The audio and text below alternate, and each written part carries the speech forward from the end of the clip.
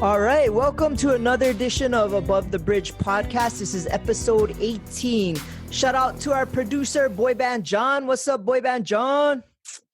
All right, shout out to our sponsors, Defend Hawai'i and Detail Garage Hawai'i. On both their websites, use promo code ATBpod, get 15% off anything you order upon checkout. DefendHawaii.com, DetailGarageHawaii.com. Again, ATBpod upon checkout, 15% off anything you order. Tell them Thaddeus sent you. All right. Today, I'm super excited. My guest today, it was on American Idol. He's one of the angry locals, and he's coming out with some new music and doing his birthday drop pretty soon. I'd like to welcome this guy to Above the Bridge, Big Mox, Jonah Jaxon. What's up, brother? How you been? How's it, Dad? Doing good, bro. Super good to be here. Thank you for having me, bro. Bro, I was so stoked you're down to come on, man. How's Milani? It's super freezing tonight. Oh, yep. I got blankets and I'm wearing socks and I'm wearing a hoodie. It's chilly. Yep, Kanye is pretty cold too, but I think we can handle. Man, I don't know how mainland people can deal with this nonsense because, like, too spoiled. I'm too spoiled to this, bro. Because it kind of feels like that. It feels like the States outside, yeah? Like, soon as you go outside, you breathe in the air. It's like Cali cold. Yeah, my daughter's trying to see her breath and shit. I'm like, it's not that cold. Like, she was, can I see my breath? I'm like, not yet. Get there. Yeah. I was expecting this in December, bro. Oh, yeah. It's like, it takes a little longer now for it to get cold. It's that weather climate change, huh? Guaranteed. Pretty soon it's going to be reversed. Summer's going to be like winter. Oh, that's the next Tom Cruise movie right there. Yeah, the reverse winter. Seasons. So how you been, man? You doing a lot of work. I see everything you're doing, and you got a birthday party coming up, and I want to know what's going on with that, man. Yes, sir. So yeah, just kind of stay on the grind, bro. You know how it is. Like, you want to live in Hawaii? You think you want to live in Hawaii? You know, you got to be doing 20 things at one time. Yeah, my birthday this year. My birthday is the 26th, but I'm doing a release party and celebrating my birthday on the 25th. All right, that's a Thursday, huh? Thursday, up day before. Okay. 2 shows, 6:15, 8 o'clock, full band.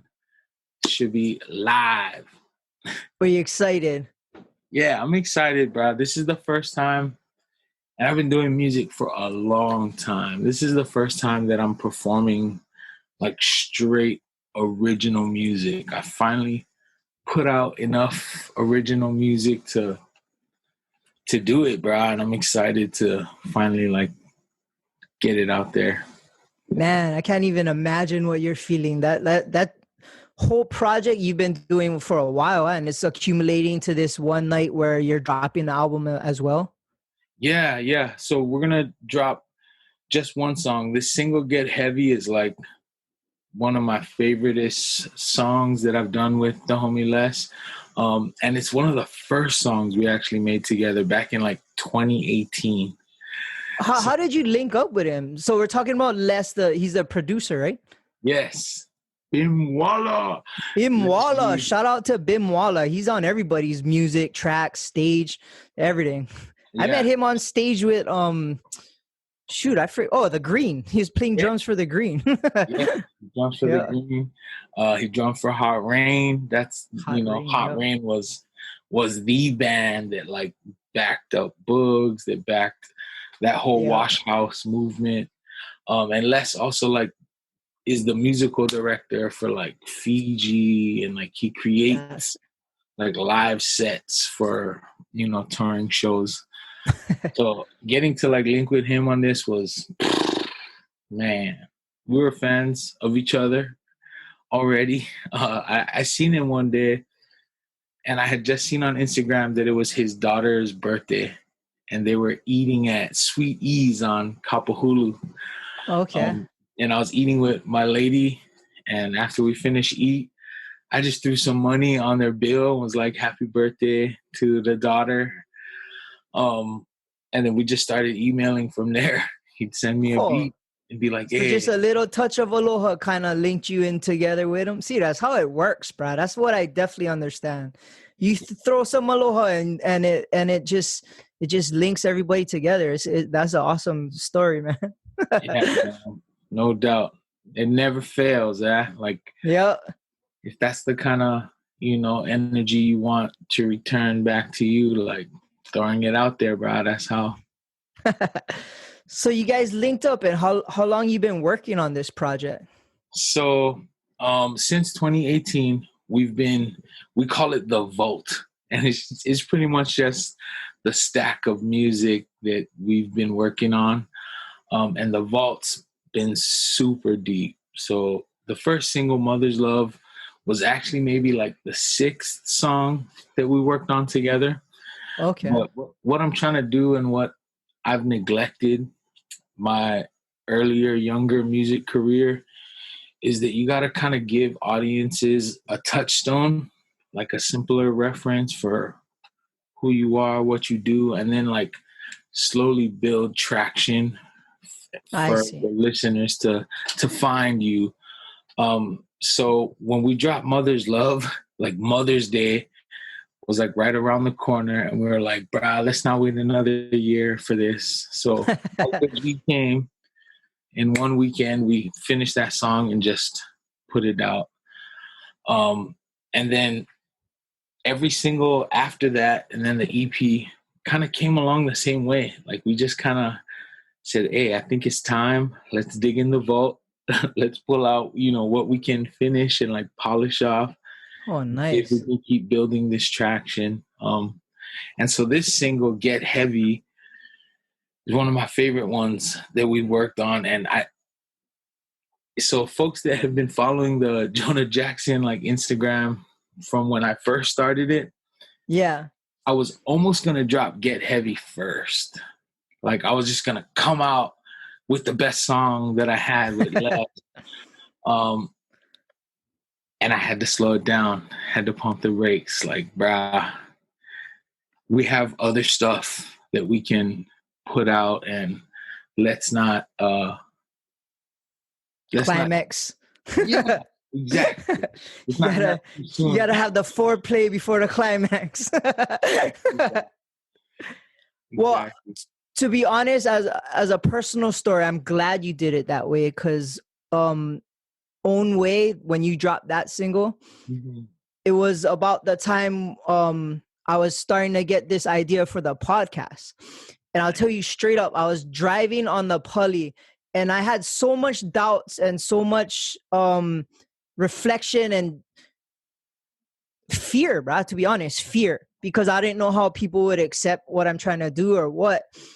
And the chorus, bro, I was listening to your song, and I kept thinking to my head, like, bro, Mox just does his thing, puts it out there, regardless of what happens with it. He's doing something he's passionate about, and it's super good, but it inspired me. But then what caught me the most was the chorus: "One love, one life, stand up, get it, and go for it." Yeah. Bruh, I felt like that's like, I mean, there are a lot of steps for me to pull the trigger on doing this, but I promise to God, that was one thing that helped me, put me over the edge, where I just said, fuck it, I'm gonna try. And like, so thank you for that, because that's real, bro. That one song definitely inspired me. So I'm kind of glad you dropped that one first. I might not be talking to you right now. Shout out to Les and Juju for that. That line actually came from Juju. One love, one life. Get up, stand up and go for it. Yep. And that song is maybe close to 2 years old. We had it. Oh, really? In the vault, and we're like, man, when is the time? And I think putting this out too, hopefully gets folks ready for what Get Heavy sounds like, because Own Way is closer to like Big Mox styles. Yeah. More cadences, more rap styles. I like the scat part too, like when you start. Why that dang? Yeah, that's the one. That has good energy. One. Yeah. Oh, I'm glad, bro. I'm glad you like that, man. Yep, for sure. My daughter listens to that stuff, dude. Like, nice. I mean, and Juju's verse, the way he kicks it off, like, as a teacher and a mentor, like getting to hear a young rapper create a verse like that, I was like, yeah, let's go. It inspired me, like, also, like, wow, there's positive things to like hold on to, and you can run with that shit all the way. Yeah, for sure. Because we've been around, Dad. Like, you remember like Honolulu back in the day, like, oh yeah, there were some fools selling some wolf tickets out this bitch, bro. Oh right? yeah, Like, yep. straight up blowing gas. I got this. I can do that. There's this, and it's over here. Like, oh man. And whenever I start to doubt myself, I think about how much confidence those guys had in that bullshit. Fake it until you make it, I guess. I don't know. If they can do that for that kind of stuff, I can be like that for my stuffs and the stuffs that I love to be about, Yeah. But you always had that good energy, that good vibe, you know what I mean? It always comes across in your music from what I've been listening to. And when you drop Own Way, you guys had a video for that, right? You guys did a video for that? Yes. Bro. So I saw the video, and what got me not confused, but I wanted to know what was the relation to your big guava stick. Cause I used to have one of those to like kind of massage my back, and when I was young, my dad didn't have the skinny one for get lickings with, but I didn't get the yeah, that's the one. So what is that all about? This is actually a gift from Chris Styles. Oh, nice. He gave this to me for my birthday last year, a Lomi stick. And I think we were at the homie Gotaro studio in Lana Lane, and he had one, but it was like more simple kind, just a branch. And me and him just kept passing it back and forth to each other. Like, oh, bro, yeah, I need one of these. Work that knot. I just looked it up, like, and honestly, for the video, it just matched my shades. I wish I had. That's what it was. I wish I had something deeper than that. But I was trying to match my accessories. I thought it was like, oh, this is the stick my grand auntie would give me, and I grab it, drawing mana from it when I sing.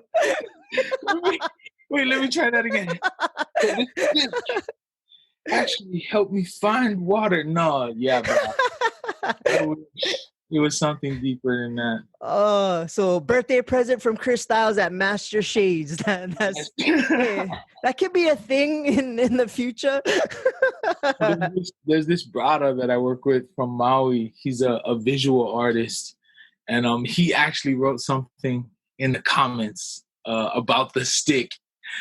And I was like, bro, I swear I wish I could steal that and tell people that, his comment was like, I love the song, the way that he was kind of using the metaphor of how hip hop can remix and refurbish, just like this, and the energy that gets put into it. And I was like, oh, brah.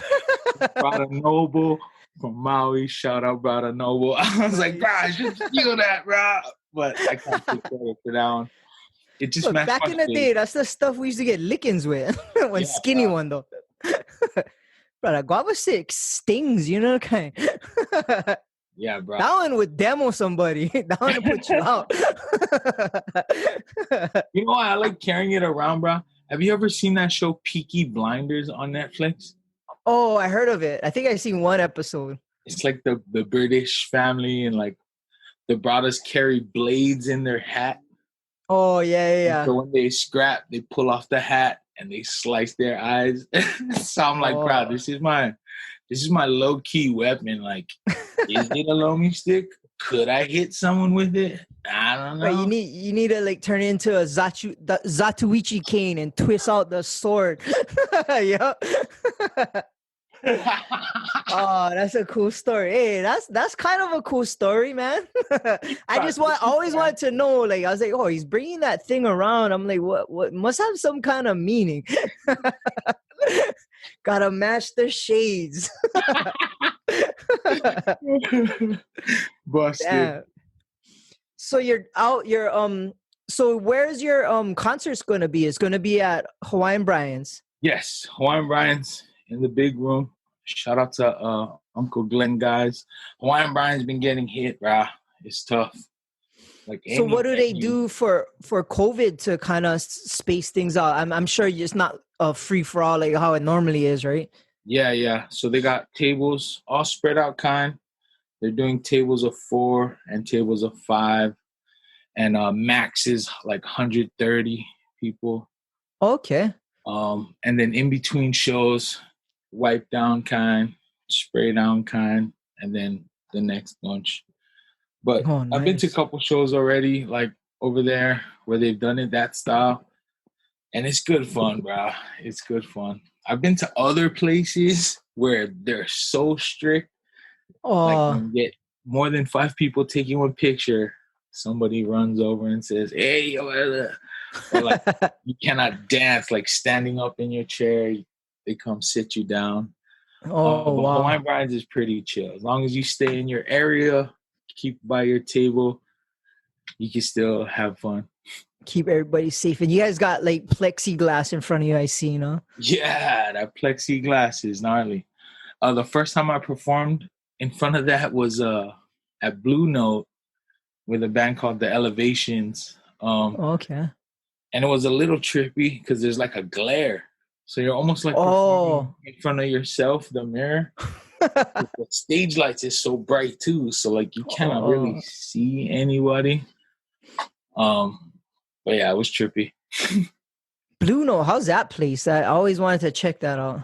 It's dope, bro. Honestly, as a performer on stage, it has one of the best sound rooms on the island, bro. You can sit anywhere in that restaurant and it sounds like you're in the front of the stage. Like, it's balanced. It's really that's cool. good.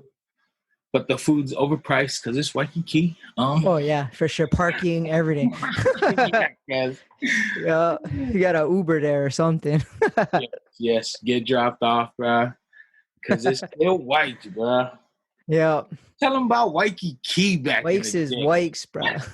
Yeah, Wakes used to be fun back in the day. Back when they had the car cruise, it was like a block party, like from Friday to Saturday. Like it was like just a parking lot of cars, and like we'd just like check out chicks, and I had a mini truck, so like back then there was like Snoop Dogg videos are out, and everybody wore their pants down, and like, but man, it was like so much fun. You just cruise Wakes. Everybody would cruise Wakes. Yep. You can't even do that now. Country Grammar. Yeah. Some 50 Cent. Yeah. Man. Every Friday night would either be on Big Fight or you'd hook up with chicks. Either or. Yeah. And I love definitely not like that now. Much, when I was in high school, I used to like cut class, catch bus to go play speed chess with the bums in Waikiki kind. Yeah. By walls. Yep. They had the table. It's crazy. But he's still there doing stuff. hungry Hawaiian stuff. Yep. So what? This is your first time playing with a live band at what is it? Hawaiian Brian's. Sorry, Hawaiian Brian's. You can be playing with a live band. How different is that? I guess it would be mentally when you're performing instead of playing off a track. Yeah. It's definitely a different rehearsal. I know you got to rehearse with other people now. So there's that part. Everyone's like a living, breathing, and the musicians that I'm working with, super experienced. So I like to have my rehearsal vocal. I like everyone saying, what they need, what they think, if something can be better, because I still feel very new to performing my own original music. And I'm still fairly new to performing island reggae. But like a lot of people don't know this. Like back in the day, before I graduated, I was in an island reggae band called Offshore. And then when I was nice. 19, I joined Canalo. Oh, that's a reggae band too. Yeah, Canalo was they had that song. Now that we're living it up on easy. Oh yeah, yes. Yeah. That was you? And they also had that song, Slow Down, Let's Just Take Our Time. Oh, yeah, I remember that. I wasn't on that album, but after they made the album, something happened in the band. And so to replace the male lead singer, they picked me up to sing. And then they got the homie Sam Eitz, who used to play with Mike Love, to play guitar. Oh, so my first getting to tour and see, people move to live music was with Canalo. Like that was good, fun times.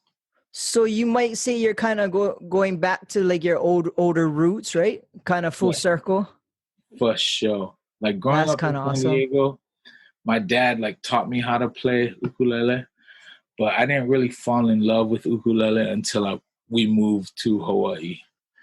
Then it was Kyle Crater Boys, play that. Yep. I was all about that too. I used to work at a gas station up the street, and whenever we're waiting for cars, we'd be jamming uke. And Kelly Boy DeLima lived in Kaneohe, and when he put gas, he'd come and just bless our uke with some jams, and it was cool, man. Like when you're that young, it's like, whoa. Yes, but I guess the same with you. It's in your DNA. Like music's definitely in your blood. To throw it all the way back, first time I even heard of you or seen of you was on television. I was living in on Kauipa Street, and we're watching American Idol, and brah, you came on, and I'm like, brah, there's a local boy on American Idol, and it was season 3. So how was that experience, man? That must have been that was when American Idol was the biggest thing on the planet Earth, bro. That was It was the Simon Cowell and all those, it was legit. How is doing that how was that whole experience? Bruh, was good fun, man. When I was younger, I would complain about it.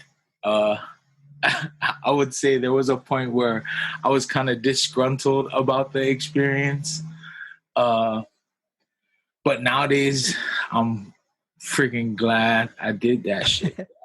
Super glad I did that shit.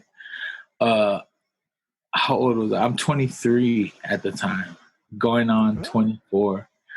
I actually went up to film the semifinal episode the day before my birthday.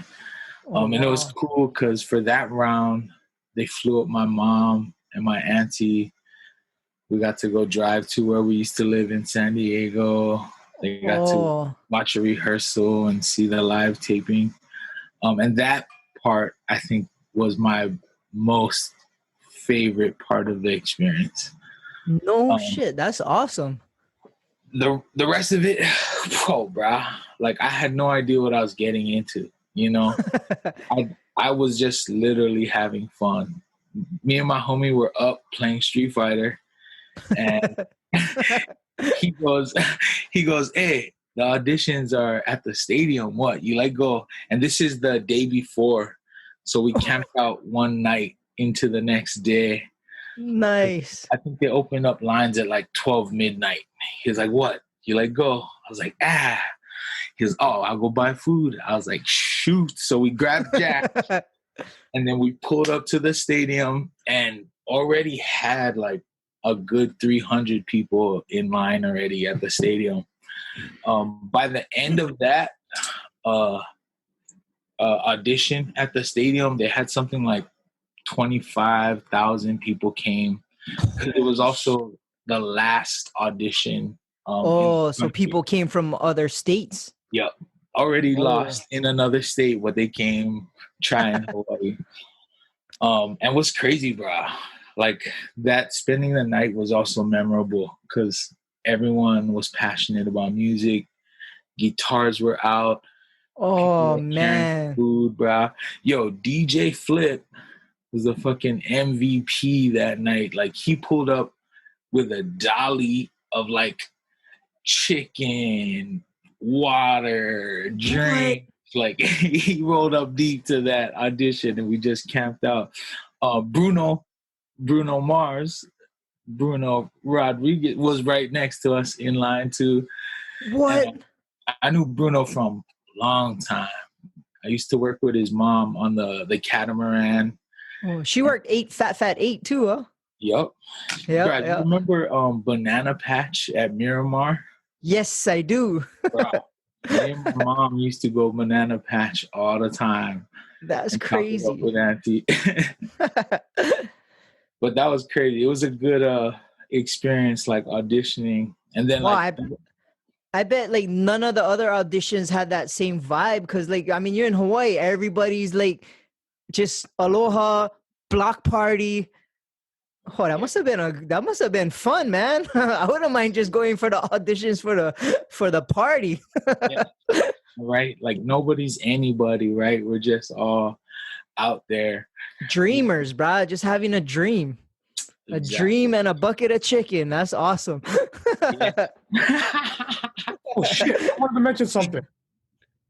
Ma, yes. I think I fucking met you at the American Idol concert at Blaisdell.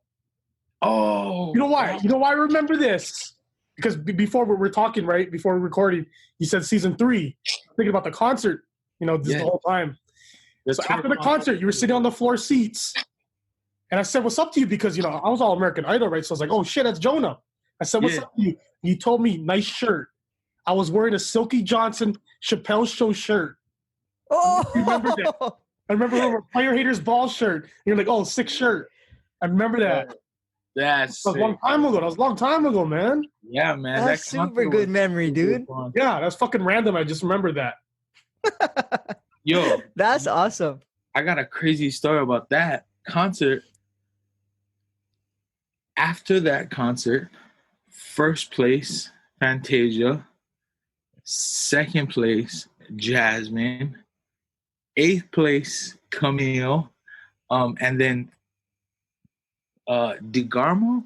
No. Miss Piggy was second. Jasmine was third.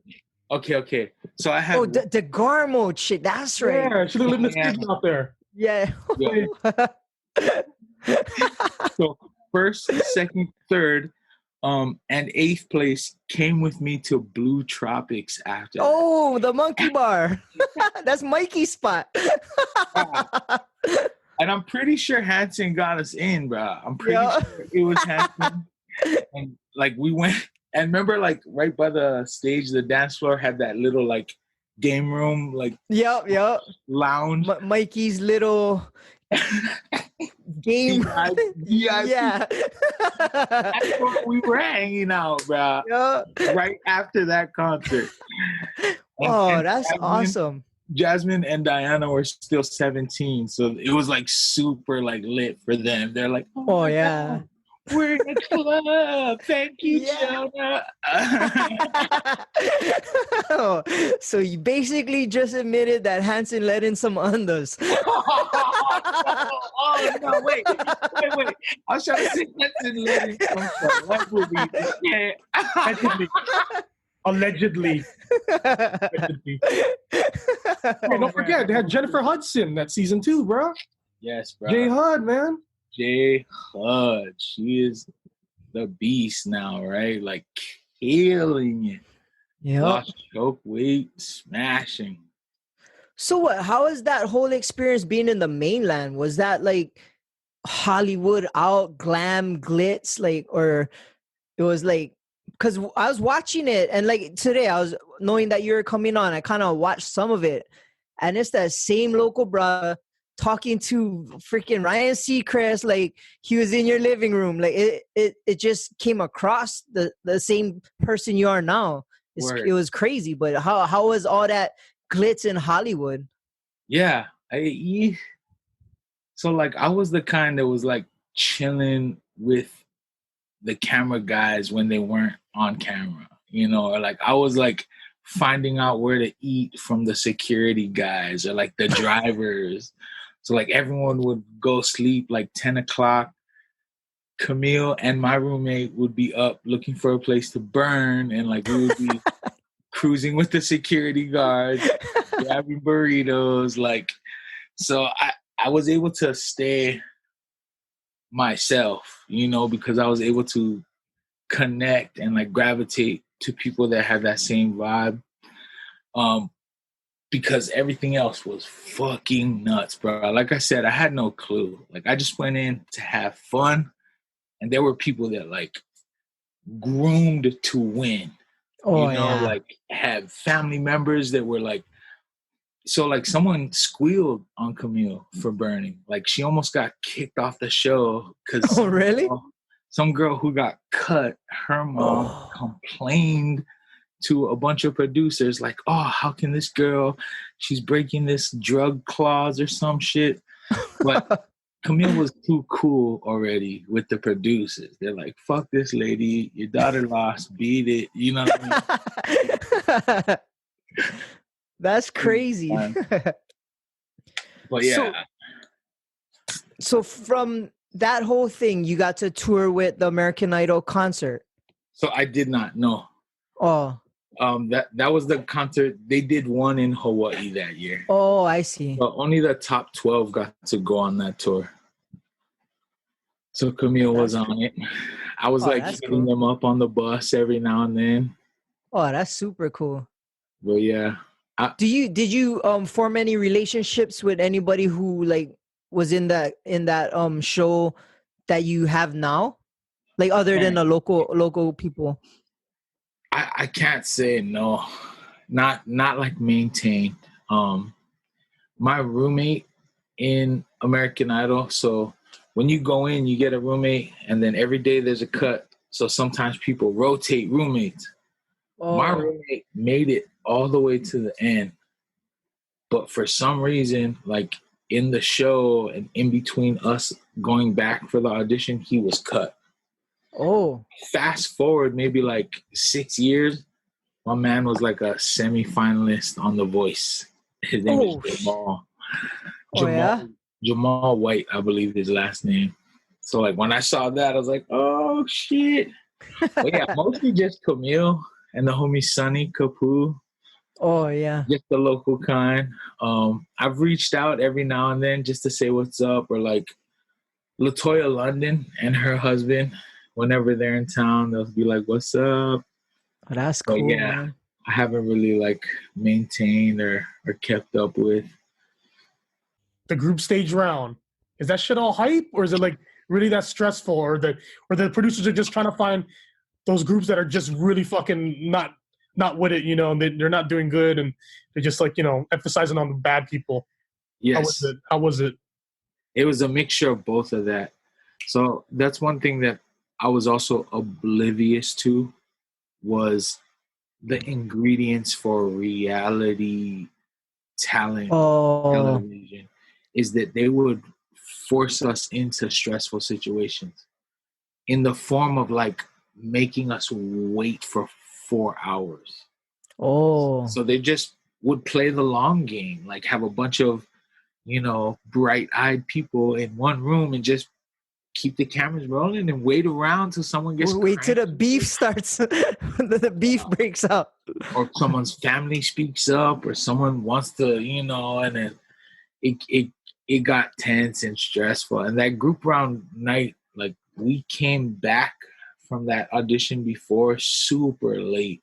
So it's already like midnight. They get us in a room to tell us what the challenge is. And like, we're staying up till 1, 2, 3 o'clock. It was that contest aspect, who could handle, I guess.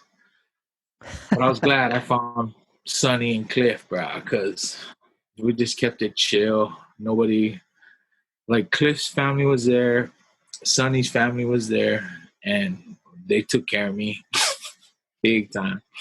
Like, I was so glad to have their vibe. My family is Jehovah's Witnesses, so they wanted nothing to do with it at the time.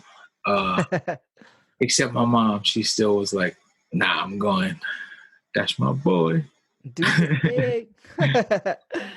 And that was like, yeah, American Idol was like mainstream, like probably like top 4 shows in the country. You know what I mean? Like everybody was about it.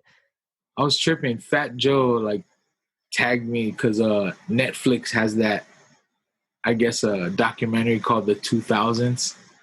Oh. And they go through like a whole American Idol like segment. And they played a clip of me like lifting up Ryan Seacrest and hanging him on my shoulder. That's super cool. As soon as I came home from that, I was done, bro. I was done. I didn't want to be associated with it. Like, I just went straight Big Mox mode. I went full hardcore into battle rapping, and part of it was like the afterwards, like how they talk in the chat rooms and the forums. Oh yeah. Like, I was down on myself because that's like my first and last name, you know? Yeah. So I just created something else. We turned into Big Mox, and we got into teasing people about their moms, and going to LA, going to New York to represent Hawaii hip hop. And I was doing that before American Idol, but after it, I felt more confident that I wanted to make my home in hip hop. See, that's kind of where I've kind of noticed you guys are kind of like the pioneers of hip hop in Hawaii, at least in my generation. And with you and Osna and Chris Styles getting together, and it was kind of underground. Like, not, you would kind of have to seek it out. It wasn't like mainstream, but right, you guys kind of turned it on. And like, when did you guys create Angry Locals? I want to say maybe 2010, 2011, when we started like just saying we're a group. And shout out to Brother Os, man. Like, making music with those guys has been brought me to my manhood, I would say, even, man. Just getting to constantly create and have stuff out there. And then working with your friends too and growing together in life. Like, it's dope to look back on now. But even in those days, like, Os was ready with the camera, like always, you know, documenting stuff. And I had no idea that's the wave, right? I used to be like, turn that shit off. You don't got to record everything. Yeah, I'm trying to be real hip hop. But fast forward 2021, I'm super grateful to have been a part of that. Those hard drives must have some gems in them, huh? Right. Host got them all. That's super cool. But yeah, like, I would see on YouTube you guys battle, and like, you even battle like each other at a couple points, right? Yeah. There was a time where it was like, we got to do it, me versus Os, and might as well we do it instead of, you know, for some other accolade or some other mainland promotion comes, and, you know, like, might as well put it on ourselves. Let's just go to the shack. I remember, like, we were fortunate enough to put you on one of our shows at the Shell, and I mean, it wasn't our ideal spot, and you know what happened with that, but I got you on there, and I was like, bro, I want these guys on. This is a non-negotiable thing, like, and I just love your guys' energy, and just to see friends doing something together. And like, I know your guys' friendship, so watching you guys do it together was super cool. And like, with Chris Styles, yeah, I always forget about that. And I still have a t-shirt, bro. It's all bust up, but you guys gave me a t-shirt that night. I was like, bro, Angry Locals was on the stage at the Shell. That was like, and you know how it was, bro. Hip hop, like you were saying, it had to be sought after. It wasn't like we had direct plug into anything mainstream, but like brothers like yourself, man, always supporting like that. Our local voice can do other things, can say other things, can be imagined in other ways, and I'm so grateful for that, bro. Because I mean, look at where we are now, bro. 2021, Bambi Mohana, right? Yep. Bretman Rock's about to be on MTV. Yeah. You see that? I'm swabbing people for the remake of Doogie Howser. How's that one? They're filming it in my building. Yeah. Yeah, I'm doing COVID tests on the whole cast. Me and my boy Jaren. Jaren put a crew together. Shout out to Jaren and his COVID testing team. So I'm working with him for him, and we're swabbing all these cast members, the crew, everything. Yeah, you're right. The Hawaii's like getting back on the map. You know, I mean, and for being ourselves, because that's exactly. You know, like before, like like Raps Hawai'i. Like I'm thinking back to those days, like Frank Delino. Best of Booga Booga. You know, for local, by local. You know, like telling our own fucked up stories, making our own fucked up characters. You know, not letting someone else put a thing on it. And it's crazy. Like I didn't think the world was ready for Bretman like that. You know? Yeah. But we got coming in hot, all over. We got Bretmans all over every beach, Kaneohe. Like, yeah. I had one trying to beef the mango tree by times.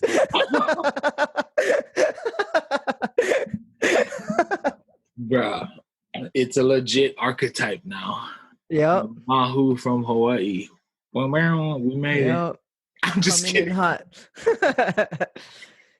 Good fun, bruh. But so you guys performed as Angry Locals recently, right? And dropped a new album. I got it on my phone. I was like, oh, I downloaded it. And I'm like at the gym listening to it. I'm like, bruh, these are my friends. I'm like, this is so cool. Thank you, Ra. Yes, Local Legends is the new project. Angry Locals. That project's like probably a good 10 years in the making. Like there are songs on that are 10 years old, and there are songs on that are like a month old. Like we just finished it just before we released. So it kind of covers a span of us trying to, you know, stay true to that Angry Local spirit of rap, you know. But it's a creative concept. I loved it, bro. And I'm like, I seen you guys perform once back in the day at Rock Bottom, and it's still that same energy, and it's still the same.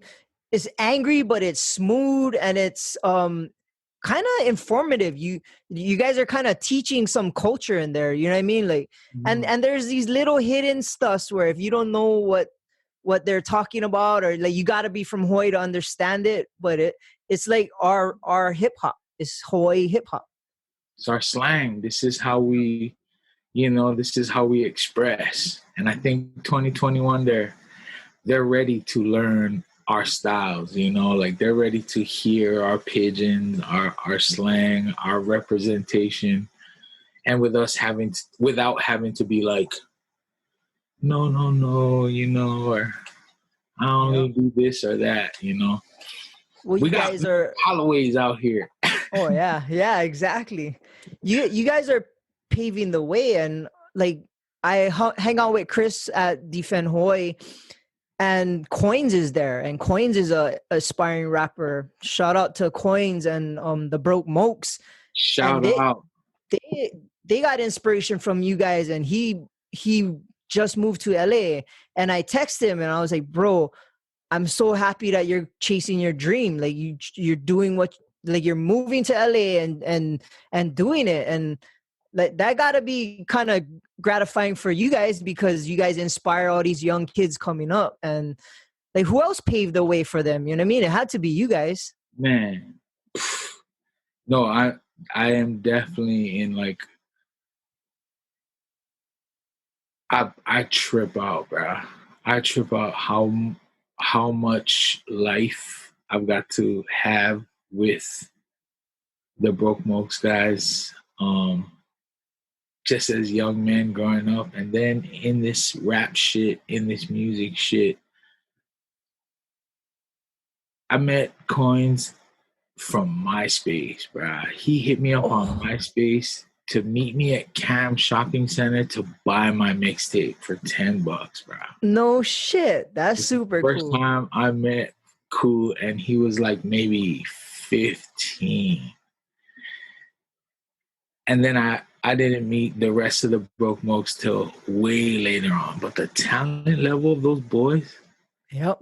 What? And then also, like, still, there's just something special about the brotherhoods overall. Yep. You know, you throw in something like music, or you throw in something like martial arts, right? Like, it just binds from the practice and the regimen. Yep. Like, I got to sing at Dason's wedding, you know? Like, I get to see Izzy's son and play basketball. And just that whole generation of Hawaii hip-hop, bruh, so much more self-aware, so much more serious about their craft. Like, shout out to Punahele, who's won a Nahoku for his rap hip-hop revolutionary. Like, he's about to get a college degree. The homie Rucka is, like, running programs at Palama Settlement. He just started his own YouTube channel. Like, this younger generation of hip-hop has a lot less meth.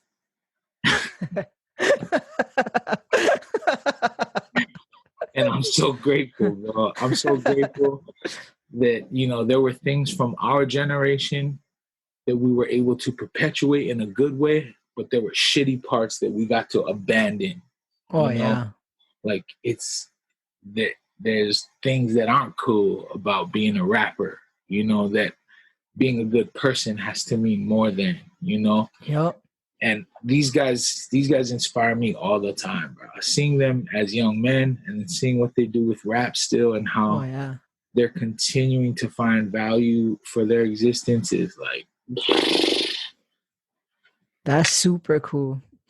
Yeah, with Broke Mokes, we were fortunate to get them on stage. We did it at Grumpy's. It was called Blue Ocean Base. Blue Ocean Tide. Yeah. And bro, we had them on. We did an event there, and Chris knew them, so we put them on. I mean, and they were just as, like, they came out hot, and they performed. It was cool. That was the first time I seen them perform, and to see Coins going to LA to chase his dream, like, bruh, like, all you need is a shot.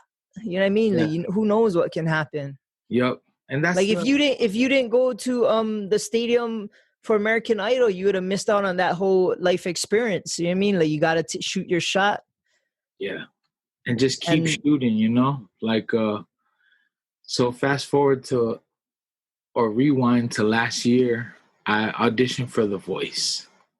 And it was the worst audition I have given in my life. And I've given lots of good auditions, you know, like doing musical theater or like acting kind of stuff. But this audition, I bombed. It was so bad. But then the homie Joe saw DJ Odyssey. Shout out to Odyssey. Yeah. Bruh. You know how long we knew that kid, bruh? Oh, yeah. He was our DJ at Aloha Laulea on Gordon Bier's stage, DJ Odyssey. He'd DJ in between, and then him and Jenny sang. Remember Jenny? Yes. Him and Jenny sang, yeah. And then he remixed the Bob Marley song and plays it in front of Gwen Stefani. I almost cried. I'm at work watching on my phone, like, what the fuck? Because of how that, you know, how much that lives in him. Oh, yeah. And slayed, you know? Yeah. And I think what I kind of freaked my own self out in that Voice audition is I was like having weird flashbacks of American Idol. Like I was back to being young and inexperienced and kind of like being doofy instead of bringing all this knowledge that I gained as a musician from then, you know? Yeah. And I learned a lot doing terrible for that. And coincidentally, I dropped the EP maybe like 2 days after that shitty audition. I was like, I got music coming out, like it's just a show, like fuck. Just a bad day. Yeah. Plenty auditions. Yeah. But it only takes one, you know what I mean? It takes one to hit, and who knows what can happen. And even if it say you don't blow up and be huge, but you inspire someone who does, I bet you that'd be just as gratifying. Bruh, that like how would you define that? As I'm getting older, it becomes more and more serious, like what success is, how I know when it means the most, when I have to stay hungry to get more, but not, tipping into the other side of like being envious or jealous or like feeling left out, like, how do you do that, bruh? It's a crazy part of like growing as a man, especially. Yeah. You learn plenty from growing up. You learn to be happy for other people. For me, at least, I've learned that. And working with Taylor, DJ Hoppo, like watching his success never made me feel less successful. It made me feel more proud because I knew him since he was 16, and like look at all the crazy stuff he's doing. And it's like, it's like my little brother doing big stuff. Like he's playing at marquee and doing all this other stuff, and the hunger and like I fed off his hunger at some points, you know what I mean? And it's crazy. You're right though. You do learn how to be happy for other people. Mm-hmm. But I'm happy for you, man. You got some cool stuff coming out. And I know I talked to you about it at the clubs, and you've been working with kids for a while, and like no one really knows that unless they know you personally. But you're already molding our future, and you always do it with such great aloha and just happiness. I guess it's something that's already embedded in you. But how do you feel when you teach these kids? Or first, what do you do with these kids? You're actually a teacher. Yeah. So my profession title is teaching artist, and I think like 10 years ago I used to be artist educator, but this is my 22nd school year now doing this. And I basically go into schools from a grant or paid for from the school to do a communication / theater / drama program for like a set amount of days. So I work with all grade levels from preschool through 12th grade. Oh, and wow. In one school year, I'll see that entire span at different schools throughout the year. That's crazy. And it's, that part has also been very centering for like, again, that feeling of like success or like, like I've written, this is one of the like, I guess we call that like renewing, rebirthing moments for me was, I'm teaching a preschool thing and I'm inventing, what drama is to a 4-year-old, right? And music is a lot easier because you learn how to sing your ABCs, you learn how to count. And it was the first time I had ever brought rap into the classroom. This is maybe like 6 years ago. I just noticed how they were bouncing whenever we clapped. I noticed how they could follow a 1, 2, 3, 4. And so I just put some phrases like from their school mission statement.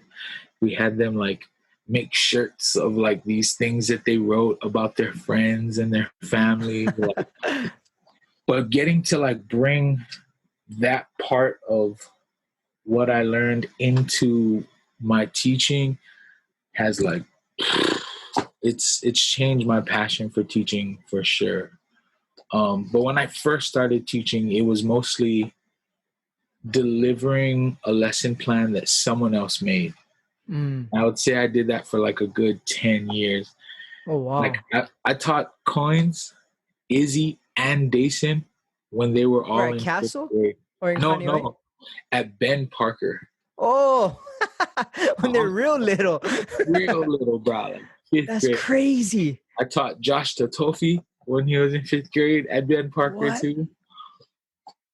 Wow. So that program is like a musical theater, and it only lasts 8 days. But in that 8 days, I teach them a song, they dance, and they also like act out a line that they have to memorize, kind of. That's and super cool. That is like every year for the past 22 years I've done that. Like driven or caught the bus. Like no matter where I was in life, I knew that come that fall, I would have to get my shit together so that I could teach some 5th graders, you know, and having teaching be a part of like being able to create has kept me rejuvenated. And like, because once you teach someone how, right, it becomes theirs. It's not yours anymore. That's super good way to think of it. And then when you watch them, you kind of learn something, right? Or like some shitty teachers that we might have had when we was younger would try to force you to do it their way. Yep. You know, opposed to let you discover what your way is for you. Oh, that makes sense. So how was it during COVID trying to teach? Like, are you doing it from where you are now, or you get to go into the class? That's your setup. Yep. My fiance put me up, bro. Nice. And that's pretty cool. Welcoming. So far this year I've taught songwriting with 2nd graders and 5th graders. I did some like sign language singing with some 5th graders from what is that elementary in Manoa? Can't even think of it right now. Washington? Noelani. Oh, yep. Okay. But then a couple of like charter schools I started working with, Kamaili, Dream House. They got some like 12th graders we're working with. And it's just basic communication stuff. You know, sometimes we work with stuff that they wrote. Sometimes we help them create stuff. But basically a teaching artist is just an artist who can pass on what he knows. Yep. That's super cool. That must be super gratifying as well, right? Yeah, bro. Good fun, man. I love it. You're gonna help bring out the angrier locals. The next gen. I wonder, you know, or are they gonna be tired of being angry, you know, this next generation? Happy Hawaiians. Yeah. Oh, that's super cool, man. You're doing huge things. So, bro, we've been going for an hour. I think John Boy Band John can give us the question of the week, man. Question of the week. It's a pretty interesting one because you guys been talking about music and whatnot, and knowing, you know, all kind of music Jonah's been part of, Mock's been part of, the hip hop, the Hawaiian music, all the kind. So, what are your top 3 musical acts, singers, bands that you've never seen live that you'd like to? Ooh. That we never seen live before. Yeah, that you'd never seen live. Oh, you always want to. Dead or alive? Dead or alive? Dead or alive? Dead or alive? Okay, I'll go first. Guarantee Bob Marley. That's on my list too, bro. That would be amazing to see him live. But as crazy as it may seem, like I always and had opportunities, just never did, was see UB40 live. Bro. And I've never seen them live. I have not either, bro. I've been sleeping. They come down. Me and you are going, bro. We're gonna go Green Stairs first, though. Let's do it. UB40, Bob Marley, and Bob Guarantee. Oh yeah. Oh, what bring him back to life. If there's a hologram Bob show, I'm gone. Oh yeah. An Oculus hologram Bob Marley concert. Hey, they did Tupac. Right? My third would probably be I've seen every rock band I wanted to see except Aerosmith. I would want to see Aerosmith. Bruh, I don't know. The guy's getting kind of old. He's still moving, but still moving and still wailing, bruh. Me and Peter from Artist Groove, when we were hanging out doing promotions, they had a concert in Maui. Aerosmith was gonna perform in Maui. We bought tickets, like bought flights and everything, and then something happened and they got canceled. And like I've never seen Aerosmith. That was it. So you got two more, man. Bob's one. What's your last two that you never seen before? I'm probably gonna think of a whole bunch after this show's done. I gotta see Prince live, bro. I gotta. That's a good one. Because I heard he plays every instrument on his show. Like he'll jump on the drums and then hit the bass and then hit the guitar. I gotta see it. I saw him play Blaisdell. Fucking might have been like 10 years ago, like a long time ago, right? And like Prince. Yeah. And, you know, he get his Prince guitar, the cymbal. And like, every time he would like do one solo, he's like having sex with every fucking woman in Blaisdell. Like all the girls were just like, he was mean on the guitar. Splash. Prince, bro, the artist formerly known as. Yep. That would have been good. Third.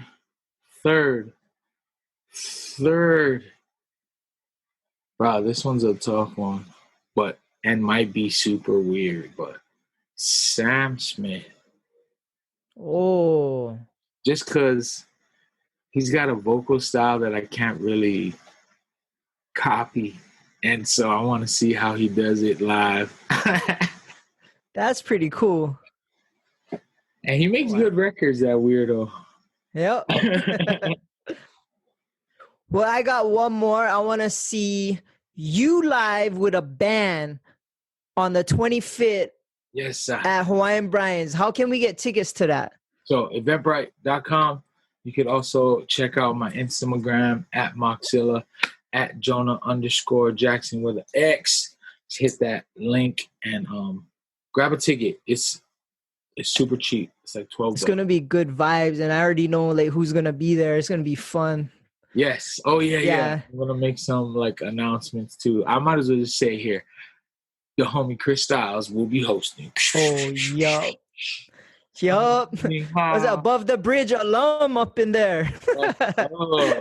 Yup. Above the Bridge is in the house. I already got you guys a table, bro. You let me know first show or second show. You guys just come. For sure. Me and Hoppo will be there. You wanna go, John?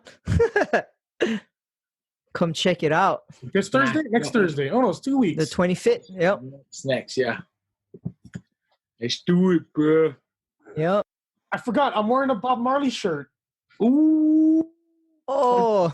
My friend, because I'm from the punk and hardcore scene, and one of my friends, he has a label called Night March, and he did this shirt for Black Lives Matter, right? To send all proceeds to all that. So it's Bob Marley. Punk's not a Rasta, but them fight down the Babylon system and love black people. Run down Babylon. Right? Because the punks and the fucking Rastas all together back there. Right. Yep. Those subcultures, punk, hip-hop, they all thrived because people still wanted to connect, right? Like, and even though genre-wise, like I remember back in the day, Chinatown, there would be a hip-hop show with a punk show, with a metal show, with a techno DJ at the end. You know what I mean? Whatever was underground, we was together because no one wants to go. That's super cool. Everybody just wants a place where they can be themselves and have fun and fit in and like enjoy other people enjoying what they enjoy. But John's shit, he was all about the hardcore, and he used to put it on Olelo and you see the energy. Those kids are having fun, bro. Yeah, I used to record all the fucking shows for like the punks, and the hardcore bands. Sick. Called 808 Scene, and just put up, my friends and their bands and shit like that. I remember 808 Scene, bro. That's fucking dope. That's his show. Used to do it in the clubs, and then we bring it in the studio. Brought all the good bands in there. Just played shows in the studio. That I didn't know until that like couple weeks ago when you told me. I didn't know that was in the studio. Yeah. That's dope, bro. Super dope. That's my scene. Tad's scene's the club scene. My scene is the club scene. So your Instagram, Jonah_Jaxon, Moxzilla, of course, gotta shout out Angry Locals. Yes. We're trying to get that Instagram going at Angry Locals. Big up my bro, Chris Styles, Oshnizzle. Shout out to Mike 3 also, who is back home. He's just, keeping it low key right now. Yeah. That's super cool. All the brothers, bro. Thank you, Thad. Jeez. Bruh, thank you for coming on, man. Like, I was waiting for a perfect time to have you on, and this is the best time, right? Like, it'll kind of gain some hype for your show and hopefully sell you some tickets. And bruh, I'm super excited, and I'm really happy that you're taking on these projects and letting the whole world see you perform and putting music out. Like, I know there was a little break where you weren't putting your music out, and bruh, it's time to shine, dude. And it's your kids will have that part of your legacy forever. When your kids can put in a file, I don't know how they're gonna play it. Like it's not a CD or whatever, but they can hear you and they can feel your aloha. They can feel your passion, and that's something that's gonna be part of your legacy. So that. Like, you don't think about that kind of stuff, and bruh, they'll love you for it even more because they'll have that for the rest of their life. And bruh, that's crazy. Just think about it. Your son can play his kids your music, bruh. Game changer. Game changer. Yeah. Game changer on that time capsule, bruh. Yes. Yeah. But hey, thank you for coming on the show, man. Again too, John. Thank you. I didn't get to hang out or talk story with you, and like I always say, it's like these shows let me talk to my friends uninterrupted, and that means a lot to me. And this is my legacy. My daughter can see my relationship with all my friends eventually. You know what I mean? When she gets older, it's gonna be huge, bro. And them getting to see how you connected to people, bro, which is a type of capital that, like, how do you leave that behind? How do you leave your connections and networks and associations to your children as well? Like, it's the posterity. Yep. Well, I appreciate you, man. And for us, you can find us on the web, ATBpod.com, Instagram, Above the Bridge Podcast, YouTube, Above the Bridge Pod. Follow Boy Band John. His Instagram is BBJ8, the letter 08. Give him a follow. He puts on some crazy stuff, like it's some funny stuff.